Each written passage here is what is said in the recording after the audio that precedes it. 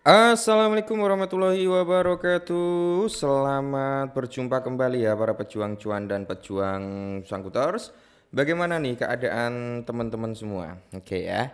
Semoga kalian dalam keadaan sehat semua dan saya doakan ya buat kalian jadi orang sukses semua. Amin, mantap ya. Oke ya kan kawan ya, tetap secangkir kopi harus selalu ada buat menemani kesempatan kali ini. Nah, dimana di kesempatan kali ini ya, kalau kita lihat bersama-sama teman-teman ya, untuk price atau kinerja daripada sektor cryptocurrency sebenarnya udah mulai membaik ya.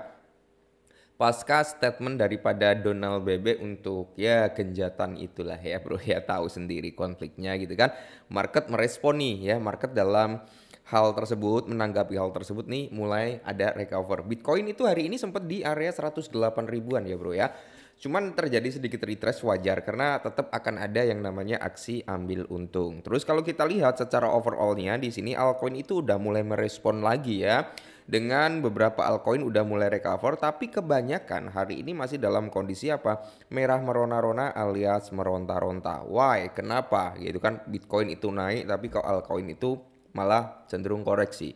Kalian bisa cek sendiri atau kalian bisa lihat ya, dari segi Bitcoin dominansinya itu adalah salah satu pemicunya bro. Kenapa altcoin itu belum mengalami kenaikan yang cukup impulsif? Ya karena memang Bitcoin dominansi itu masih mendominasi. Kalau kalian lihat dari data indeksnya altcoin ya, itu berarti masih di range apa ya? Bitcoin session, belum masuk ke range-nya alt session gitu ya. Makanya di sini altcoin masih cenderung loyo atau lesu ya, tapi di sini memang hal seperti ini akan menjadi sesuatu hal yang cukup menarik untuk kita bahas. Kenapa? Ya karena dengan kondisi market yang seperti ini bro ya, itu adalah kesempatan kita untuk mencari beberapa altcoin yang notabene mungkin nih ya, saat Bitcoin dominance udah mulai drop, altcoin ini bisa ngepump gitu ya. Oke, jadi di sini bro ada kemungkinan 3 altcoin yang cukup menarik. Jadi kalian nanti disclaimer dulu ya. Nah, jadi di sini bro ada 3 meme coin yang paling ngegas yang harus kamu pantau ya, dalam tanda kutip mungkin nih ya, dalam kondisi market udah masuk ke dalam running startnya all season, ketiga meme coin ini bisa memiliki potensi gitu ya bro ya. Tapi ya tetap disclaimer. Yang pertama itu ada Dogwifo Hut atau yang sering kita sebut dengan WIF ya. Nah, When Internet Freedom. Nah, jadi di sini ada beberapa hal yang perlu kalian ketahui tentang Dogwifo ini ya bro ya, simbol komunitas dan identitasnya dengan Web3 juga. Jadi di sini kalau kita lihat ya, token WIF ini adalah salah satu meme coin berbasis jaringan Solana. Nah, yang dipopulerkan karena apa ya? Branding yang cukup unik gitu bro ya untuk WIF ini. Nah, meskipun secara teknis merupakan token tanpa fundamental lah ya, di sini kalau kita lihat ya dia cukup kuat seperti produk apa ya, atau teknologi kompleksnya gitu ya bro ya, dan memiliki beberapa hal utility ya teman-teman, berbasis komunitas dan fungsi daripada si sosial. Nah, jadi kalau kita lihat ya, WIF ini yang pertama itu sebagai apa, simbol budaya dan internet dan komunitas itu ya bro ya. Jadi digunakan sebagai ikon budaya internet yang mencerminkan gaya hidup bebas lah, kurang lebih seperti itu. Terus dia juga membangun solidaritas komunitas di platform seperti X ya kan, Discord dan tentunya di Telegram juga. Terus dia juga memiliki apa, aset spekulatif ya. WIF ini masuk dalam kategori aset spekulatif karena belum ada fundamentalnya dan investasi komunitas juga. Nah, jadi WIF ini juga digunakan sebagai aset untuk trading spekulatif maupun di DEX ataupun di sentralisasi exchange ya bro ya. Terus di sini juga apa ya, bisa dikatakan medium untuk tipping dan reward sosialnya. Ada airdrop dan giveaway komunitas juga ya. Dan tentunya ekspansi ke NFT dan merchandise juga bro ya. Itu adalah hal yang harus kalian ketahui tentang WIF ini. Nah, untuk WIF sendiri kan harga tertingginya itu sempat menyentuh di ranah 4 dolaran ya. Mungkin tahun ini bro, kalau dalam kondisi yang cukup bagus ya, antara range 3 sampai 5 dolar sih oke ya. Kayaknya masih oke gitu bro untuk WIF ini ya. Kita lanjut ya. Yang berikutnya itu ada Bong bro. Nah, kalian tahulah Bong ya.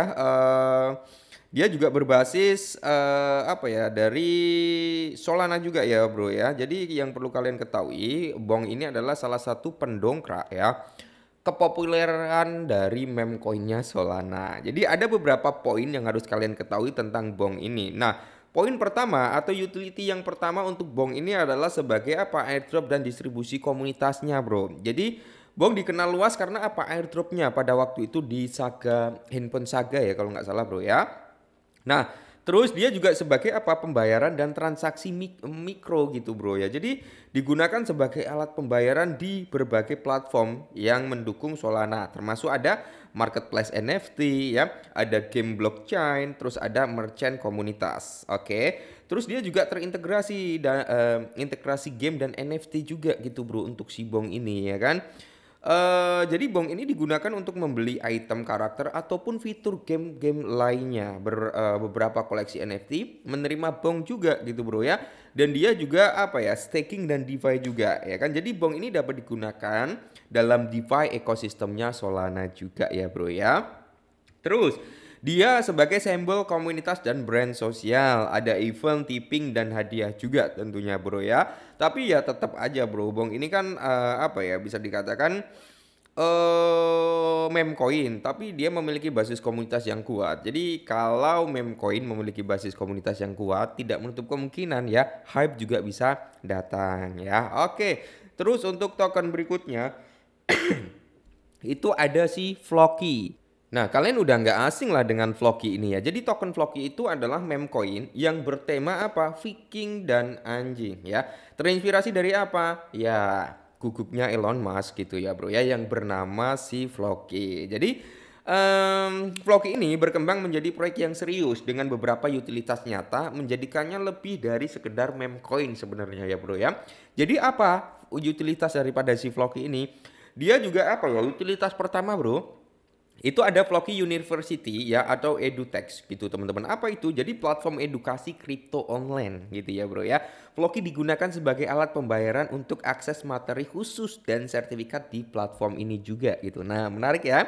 Terus ada Valhalla atau Metaverse gamenya gitu, Bro ya. Jadi Floki itu digunakan dalam game Metaverse Play to Earn. Nah, bernama Valhalla berfungsi untuk membeli item dalam game tersebut ya, upgrade karakter dan aktivitas NFT di ekosistemnya juga. Jadi kalau kita berbicara Floki itu sebenarnya udah bagus ya. Nah, terus dia juga ada Floki DeFi ya teman-teman ya, atau DeFi Suite. Nah, Floki terintegrasi dalam Floki Locker juga ya, Bro ya, dimana platform untuk mengunci atau lock lah ya istilahnya gitu, Bro ya, token dan NFT sebagai jaminan keamanan suatu proyek gitu, Bro ya. Menarik ya.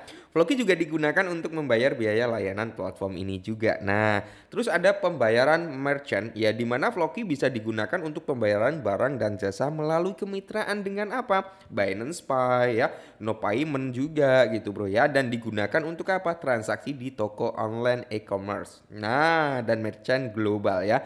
Jadi kalau kita berbicara Floki ini cukup menarik sebenarnya. Nah, terus dia juga memiliki branding dan komunitas global juga, staking dan potensi DeFi di masa depan juga. Jadi ya tetap ya, Bro ya.